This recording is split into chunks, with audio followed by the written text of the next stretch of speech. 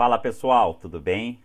Flávio do Comum aqui, trazendo mais um vídeo para falar das novidades que virão com a versão 5 do sistema.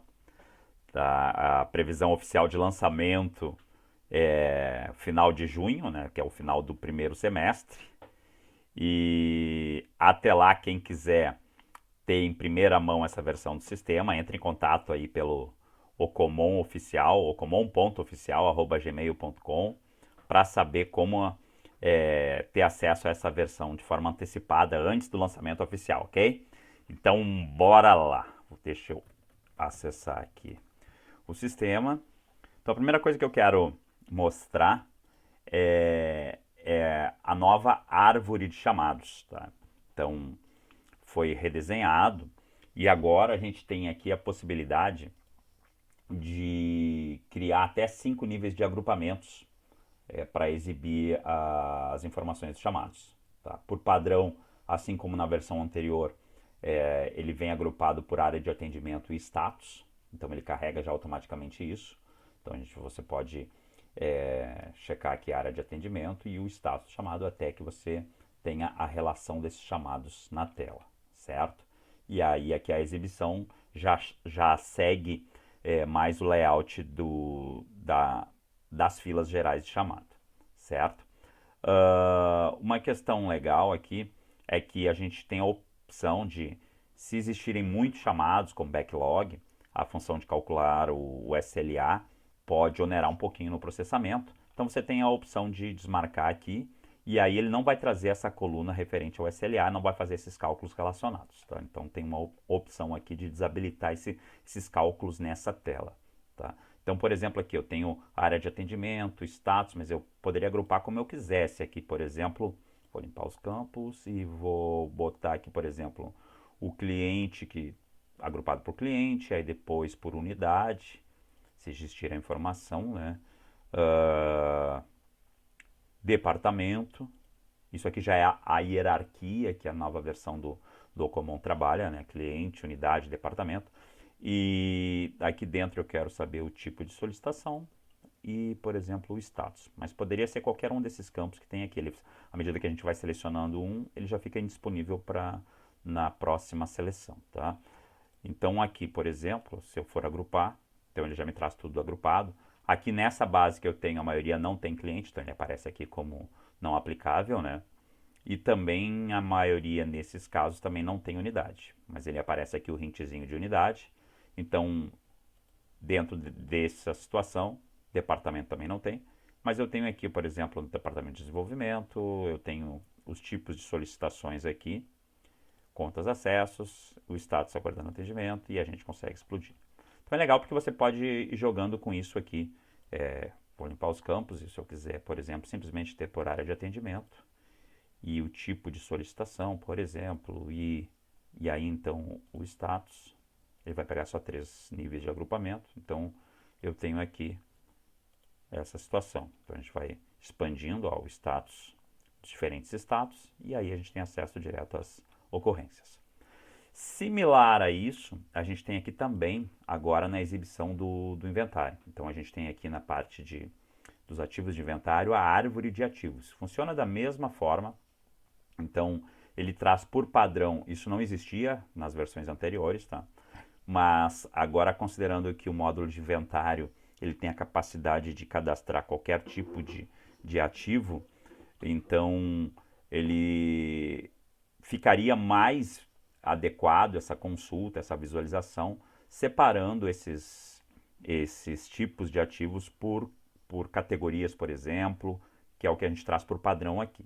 Então aqui nesse caso eu estou trazendo por cliente e por categoria, então a gente tem várias categorias aqui. A figura da categoria de tipo de ativo também é específica dessa versão 5, não existia até então, certo? Porque até então o Ocomon trabalhava na parte de inventário especificamente com equipamentos de informática. Então acabava que o campo de categoria, a categorização não era tão necessário. Mas agora a gente pode ter qualquer coisa, né? Então aqui, por exemplo, eu tenho equipamentos de informática sendo exibidos, mas eu também tenho categoria aqui, por exemplo, que são maquinários, então são outras informações. enfim, o que eu quiser, né, diversos.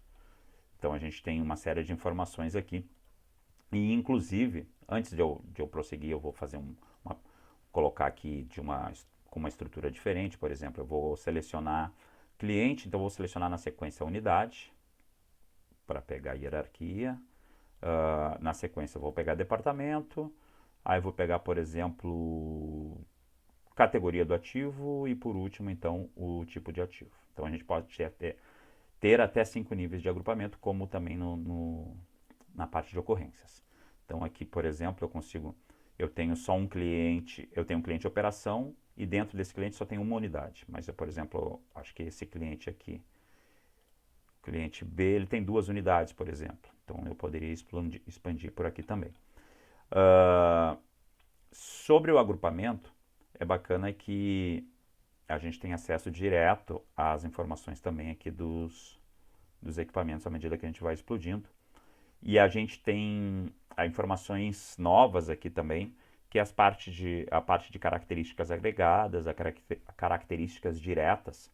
Eu falei um pouco sobre isso no outro vídeo do módulo de inventário, mas isso vai ser são informações que vão ser bem relevantes para que você faça comparações entre tipos de ativos. Nesse caso, ele já traz também aqui uma etiqueta com relação à categoria do tipo de ativo.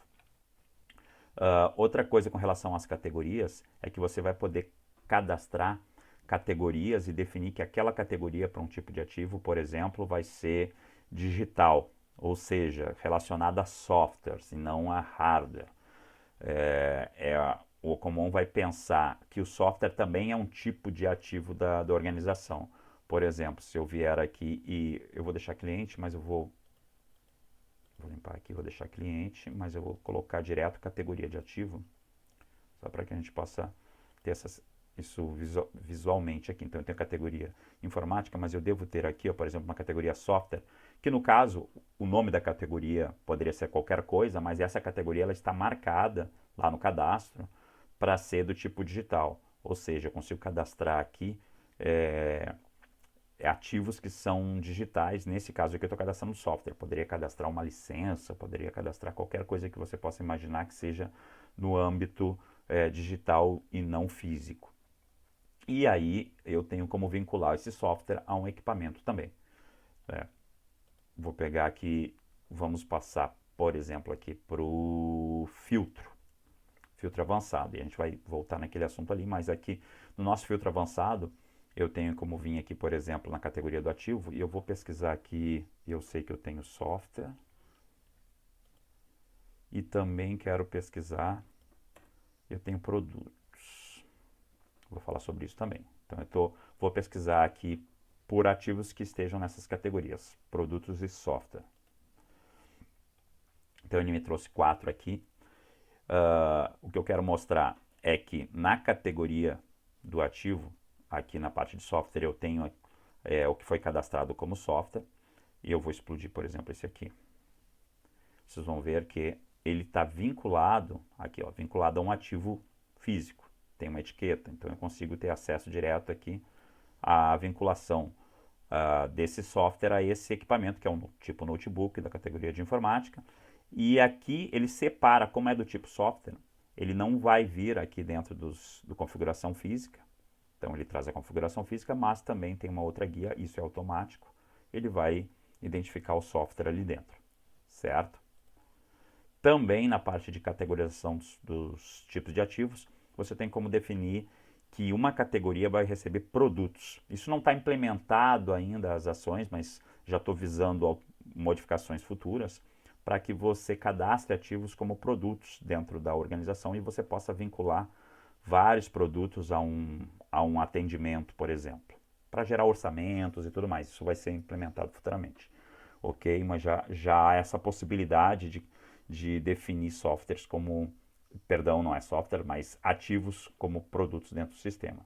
Uma outra questão legal aqui dentro do filtro avançado é que agora você tem como memorizar as colunas visíveis. Então, se você vier aqui e definir quero que apareça sempre a coluna, por exemplo, vou pegar uma coluna que deva ter, inclusive colunas personalizadas, né? Você tem como definir como sempre visível, enfim, ou eu quero excluir uma coluna que eu não quero que apareça, mas vou botar aqui situação. Então aqui tem a coluna situação, eu vou mandar memorizar essa coluna. Nesse momento, nas próximas pesquisas, já vai vir com a coluna situação ali, ó. Percebeu que ela não saiu daqui, né? Em outras versões, quando a gente pesquisava, ele resetava essas colunas. Inclusive a ordem delas, se você alterar a ordem das colunas aqui, elas vão respeitar se você colocar para memorizar aqui, certo? Então o vídeo de hoje era mais para falar sobre essas alterações. Tem uma série de outras coisas, mas é só para ir dando aos poucos o gostinho, né, da próxima versão do sistema, que eu acho que vai estar bem legal aí, tá bom?